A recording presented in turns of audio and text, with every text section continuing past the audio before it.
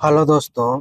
आज के इस वीडियो में हम लोग रिप्रोडक्टिव सिस्टम यानी कि प्रजनन तंत्र को पढ़ने वाले हैं। इसमें हम लोग टॉप 130 प्रश्नों को देखने वाले हैं।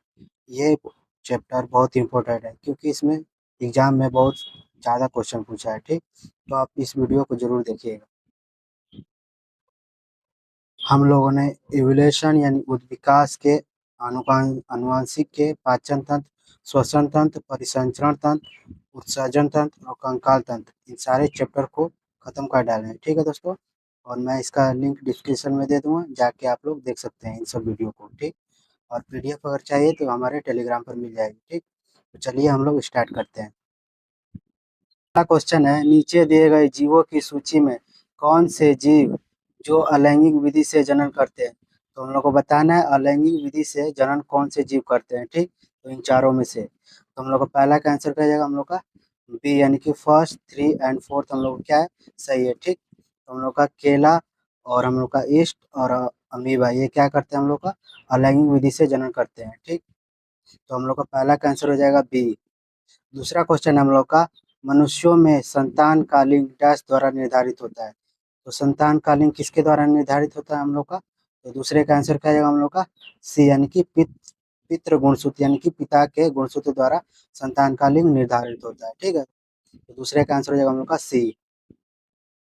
हम लोग का तीसरा नंबर क्वेश्चन है, वह महिला जो बच्चों को जन्म देने वाली है के लिए सर्वोत्तम विकल्प कौन सा है? तो हम लोग का बताना है सर्वोत्तम विकल्प कौन सा है। ठीक, तो तीसरे का आंसर क्या है हम लोग का, सी यानी कि एक सुविधा संपन्न अस्पताल में जन्म देना क्या कहता है, एक जन्मे को बच्चे बच्चे को जन्म देने वाली एक सर्वोत्तम विकल्प है हम लोग का महिला के लिए। ठीक, तो हम लोग का तीसरा का आंसर हो जाएगा सी। हम लोग का चौथा नंबर क्वेश्चन है, अमीबा स्पाइरोगाइरा और ईस्ट से जनन की सामान्य विशेषता क्या है? तो हम लोग को बताना है अमीबा स्पाइरोगाइरा और ईस्ट से जनन करने की सामान्य विशेषता क्या होती है? तो हम लोग का चौथे का आंसर क्या हो जाएगा, ए यानी कि ये अलैंगिक रूप से जनन करते हैं। तो अमीबा स्पाइरोगाइरा और ईस्ट क्या करते हैं, अलैंगिक विधि से जनन करते हैं। तो चौथे का आंसर हो जाएगा हम लोग का ए। पांचवा नंबर क्वेश्चन हम लोग का, यदि कोई महिला परिवार बढ़ाने की योजना बना रही है तो निम्नलिखित में से कौन सा उसके लिए सहायक नहीं है? तो हम लोग का नहीं बताना है। ठीक, सहायक कौन सा नहीं होगा। तो पांचवे का आंसर क्या होगा हम लोग का, डी यानी कि धूम्रपान और शराब का सेवन हम लोग का नहीं होता है। ठीक, तो स्वस्थ शारीरिक वजन बनाए रखना और उसको रखने का प्रयास करना हम लोग का सही है। उच्च प्रोटीन युक्त खाद्य पदार्थों का सेवन करना है। ठीक, और घर में तनाव मुक्त वातावरण रहना चाहिए। ठीक, तो पांचवे का आंसर हो जाएगा हम लोग का डी। 6 नंबर क्वेश्चन हम लोग का, पुष्पीय पौधों के संदर्भ में लैंगिक जनन के बारे में निम्नलिखित कथनों में से कौन सा कथन सही है? तो लैंगिक जनन के बारे में हम लोग को बताना है, पुष्पीय के बारे में कौन सा कथन सही है। तो 6 का आंसर क्या होगा हम लोग का, हो जाएगा सी यानी कि 1, 2 एंड 3 हम लोग का क्या है, सही है। तो हम लोग का इसे दो प्रकार के युग्मकों की आवश्यकता होती है, क्या हम लोग का सही है। निषेचन एक अनिवार्य घटना होती है, तो हम लोग का ये सही है पौधों के भी। इसके फलस्वरूप हमेशा ही युग्मनज बनता है, तो ये हम लोग का पुष्पीय पौधों के लिए क्या हम लोग का सही है। तो हम लोग का छठवां का आंसर हो जाएगा सी। सातवां नंबर क्वेश्चन हम लोग का, पहला मासिक धर्म यौन आरंभ के दौरान शुरू होता है और इसे डैश कहा जाता है? तो सातवें का आंसर क्या जाएगा हम लोग का, ए यानी कि रजोदर्शन कहा जाता है। ठीक, आठवां नंबर क्वेश्चन हम लोग का, स्पाइरोगाइरा में अलैंगिक जनन किसके द्वारा होता है? तो स्पाइरोगाइरा में अलैंगिक जनन किसके द्वारा होता है हम लोग का? तो आठवें का आंसर हो जाएगा हम लोग का ए यानी कि जंतुओं के छोटे छोटे टुकड़ों में तोड़कर। ठीक, तो तंतुओं को छोटे छोटे टुकड़ों में तोड़कर अलैंगिक जनन करते हैं स्पाइरोगाइरा। आठवें का आंसर हो जाएगा हम लोग का ए। नौवां नंबर क्वेश्चन हम लोग का, प्लाज्मोडियम में एक कोशिका के अनेक कोशिकाओं में विभाजित होने की क्षमता को क्या कहते हैं? तो एक कोशिका के अनेक कोशिकाओं में विभाजित होने की क्षमता को हम लोग क्या कहेंगे? तो नौवे का आंसर हो जाएगा हम लोग का डी यानी कि बहुविभाजन कहते हैं। ठीक, 10वां नंबर क्वेश्चन हम लोग का, पुष्पीय पौधे में जनन अवस्थाओं का सही क्रम है? तो पुष्पीय पौधों में जनन अवस्थाओं का हम लोग का क्रम बताना। तो 10वें का आंसर क्या है हम लोग का ए यानी कि पहले होता है युग्मनज, फिर युग्मनज बनता है, फिर भ्रूण, उसके बाद नवोदित होता है। ठीक, तो ये क्रम हम लोग को याद रखना है। ठीक, तो 10वें का आंसर है हम लोग का ए। 11 नंबर क्वेश्चन हम लोग का, पुरुषों में वृषण वृषणकोश के भीतर स्थित होते हैं, क्योंकि इससे सहायता मिलती है। तो 11 का आंसर हो जाएगा हम लोग का, तो हम लोग का बी, यानी कि शुक्राणु बनाने में हम लोग को इसकी, क्योंकि इसके सहायता मिलती है। ठीक, तो 11 का आंसर हो जाएगा हम लोग का बी। 12 का नंबर क्वेश्चन हम लोग का, किशोरावस्था के दौरान मानव शरीर में अनेक परिवर्तन होते हैं, उस परिवर्तन पर चिन्ह लगाए जिसका संबंध लड़कों में लैंगिक परिपक्वता से है। तो 12 का आंसर क्या हम लोग का सी, यानी कि आवाज का भारीपन होना। ठीक, तो किशोरावस्था का ये पहचान है। ठीक, तो 12 का आंसर हो जाएगा हम लोग का सी। 13 नंबर क्वेश्चन हम लोग का, स्त्रियों में वह घटना कौन सी है जो जनन प्रावस्था के प्रारंभ को परिलक्षित करती है। 13 का आंसर क्या है हम लोग का डी, यानी कि रजोधर्म क्या है हम लोग का जनन प्रावस्था को प्रारंभ को परिलक्षित करती है। तो 13 का आंसर डी। 14 नंबर क्वेश्चन हम लोग का, कायिक प्रवर्धन द्वारा नए पौधे निम्नलिखित में से किससे बनते हैं। तो कायिक प्रवर्धन द्वारा नए पौधे किसके द्वारा बनते हैं हम लोग का। 14 का आंसर क्या है हम लोग का बी, यानी कि तने और जड़ और पत्तियां द्वारा हम लोग का कायिक द्वारा प्रवर्धन द्वारा नए पौधे बनते हैं। ठीक, 14 का आंसर है हम लोग का बी। हम लोग का 15 नंबर क्वेश्चन है, आनुवांशिक पदार्थ का विनिमय कब होता है। हम लोग को बताना है आनुवांशिक पदार्थ का विनिमय कब होता है। 15 का आंसर क्या है हम लोग का सी, यानी कि लैंगिक जनन के दौरान होता है हम लोग का आनुवांशिक पदार्थ का विनिमय। 16 नंबर क्वेश्चन है, यदि डैश शामिल हो तो और भी अधिक विविधता उत्पन्न हो जाएगी। तो हम लोग का 16 का क्या हो जाएगा आंसर, हो जाएगा ए, यानी कि लैंगिक प्रजनन अगर शामिल होगा तो विविधता देखने को ज्यादा मिलेगी। ठीक, तो 16 का आंसर हो जाएगा हम लोग का ए। 17 नंबर क्वेश्चन है हम लोग का, पुरुष में प्राथमिक यौन अंग कौन सा है। तो 17 का आंसर क्या है हम लोग का बी, यानी कि वृषण क्या हम लोग का प्राथमिक यौन अंग है पुरुष का। ठीक, 18 नंबर क्वेश्चन है हम लोग का, युग्मक संलयन को किसके रूप में परिभाषित किया गया है। तो युग्मक संलयन को किसके रूप में परिभाषित किया गया है। तो 18 का आंसर क्या है हम लोग का सी, यानी कि अंडे के साथ शुक्राणुओं में एक का संलयन करना हम लोग का क्या कहलाता है, युग्मक संलयन कहलाता है। ठीक, तो 18 का आंसर क्या है हम लोग का सी। हम लोग का 19 नंबर क्वेश्चन है, भ्रूण को एक विशेष ऊतक की सहायता से माँ के रक्त से पोषण प्राप्त होता है कहलाता है। तो 19 का आंसर क्या है हम लोग का ए, यानी कि गर्भनाल वो हम लोग का भ्रूण को एक विशेष ऊतक की सहायता से माँ को रक्त से पोषण प्राप्त होता है, तो हम लोग क्या कहलागा, तो वो गर्भनाल से प्राप्त होता है।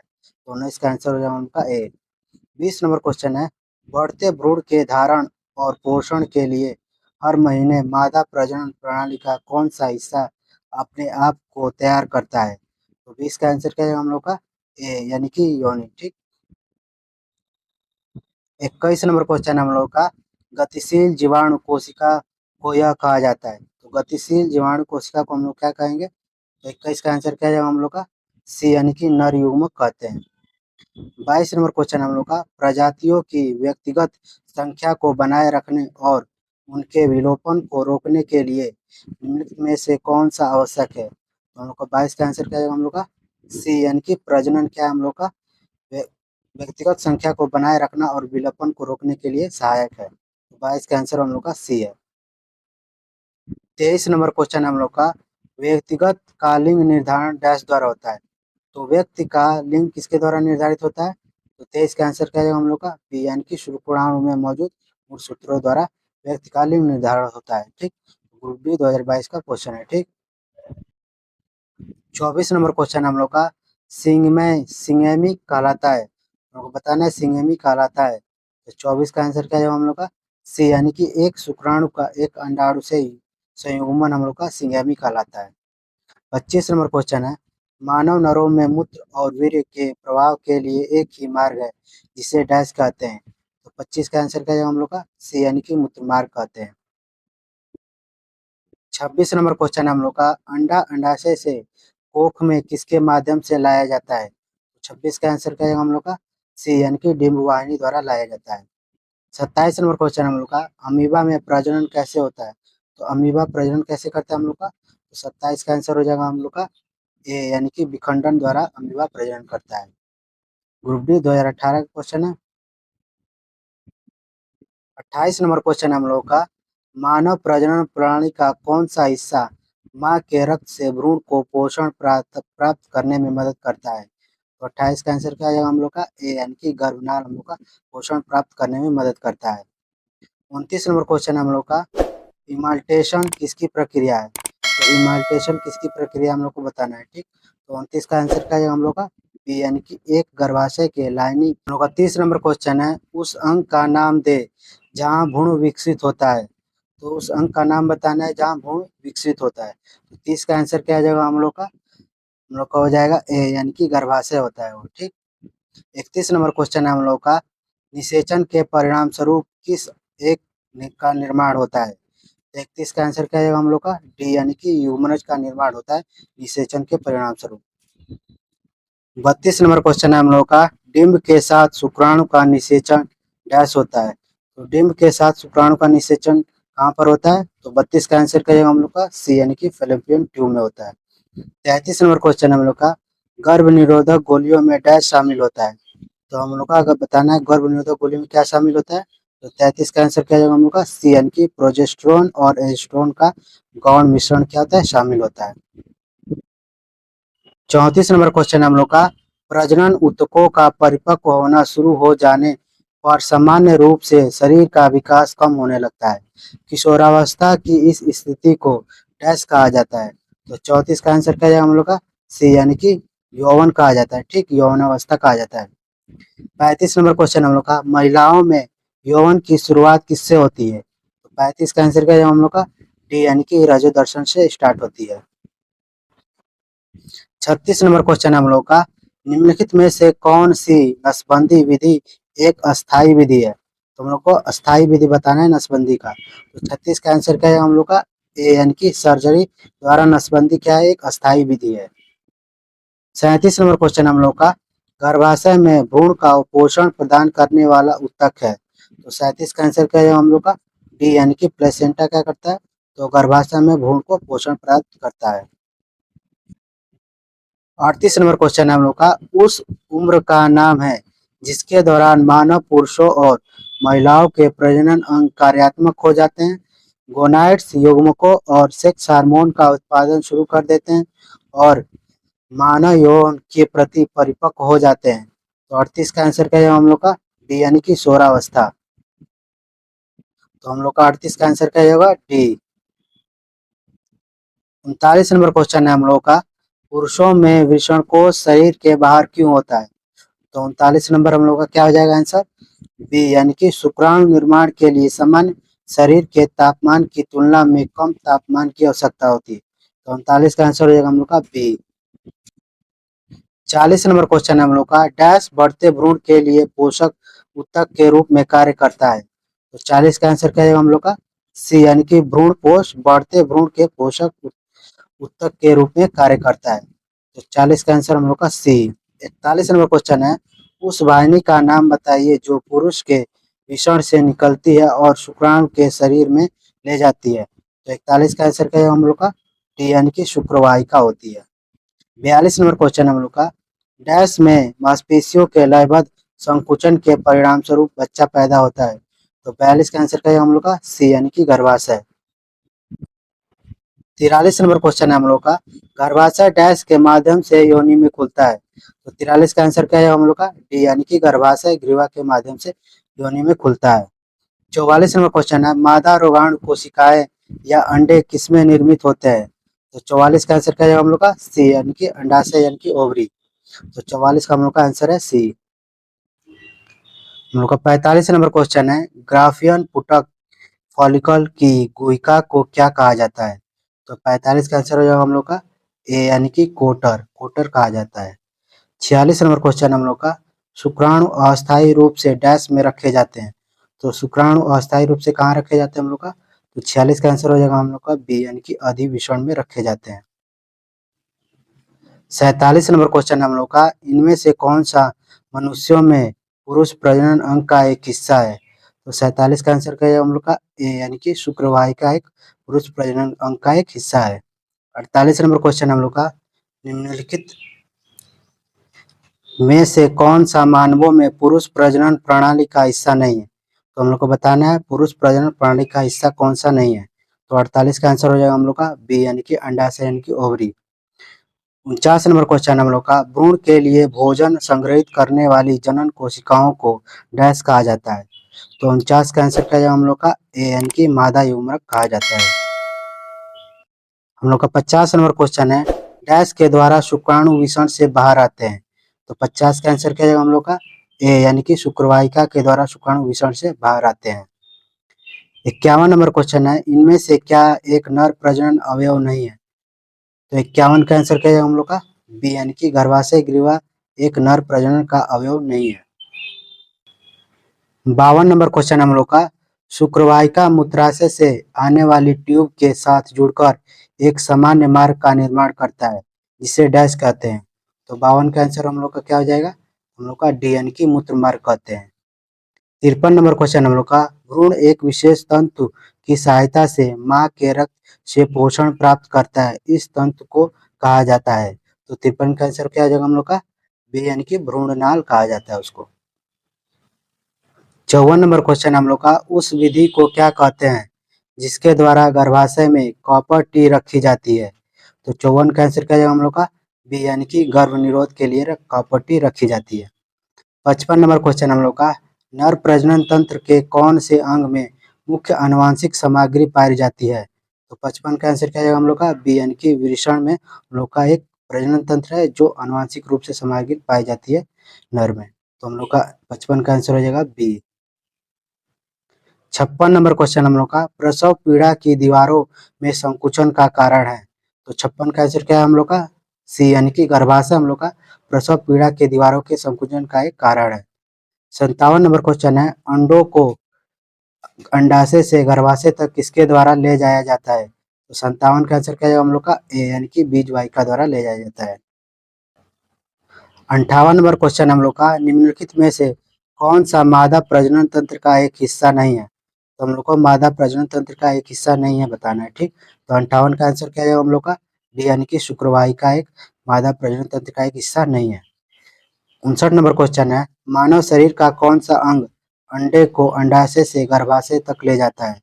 तो 59 का आंसर क्या है हम लोग का बी यानी कि फैलोपियन ट्यूब होता है हम लोग का अंडे को अंडाशय से गर्भाशय तक ले जाता है। 60 नंबर क्वेश्चन हम लोग का, माँ के शरीर के अंदर बच्चे के विकास मनुष्य के मामले में लगभग डैश महीने लगते हैं। हम लोग का 60 का आंसर हो जाएगा हम लोग का ए यानी कि 9 महीने। 61 नंबर क्वेश्चन हम लोग का, मनुष्यों में निषेचित अंडा डैश के स्तर में प्रत्यारोपित हो जाता है। तो 61 का आंसर क्या आ जाएगा हम लोग का बी यानी कि गर्भाशय है। 62 नंबर क्वेश्चन हम लोग का, विधिलन यानी विभाजन के संबंध में निम्न में से कौन सा कथन सत्य है। तो 62 का आंसर क्या आ जाएगा हम लोग का डी यानी कि हम लोग को इसमें से सत्य बताना था, इसलिए हम लोग का 62 का आंसर क्या आ जाएगा डी। कोशिका का आकार क्या होता है घटता है। 63 नंबर क्वेश्चन हम लोग का, प्रोटेस्ट ग्रंथि से होने वाला स्राव डैश में प्रवेश करता है। तो 63 का आंसर क्या है हम लोग का डी यानी कि मूत्रमार्ग में प्रवेश करता है। 64 नंबर क्वेश्चन हम लोग का, डैश युवावस्था के समय लड़कों में दिखाई देने वाली उपस्थिति में बदलाव लाता है। तो 64 का आंसर क्या है हम लोग का डी यानी कि टेस्टोस्टेरोन क्या होता है हम लोग का युवावस्था के समय लड़कों में दिखाई देने वाली उपस्थिति का बदलाव लाता है। 62 नंबर क्वेश्चन हम लोग का, निषेचित अंडा युग्मनज डैश की परत में समाविष्ट हो जाता है।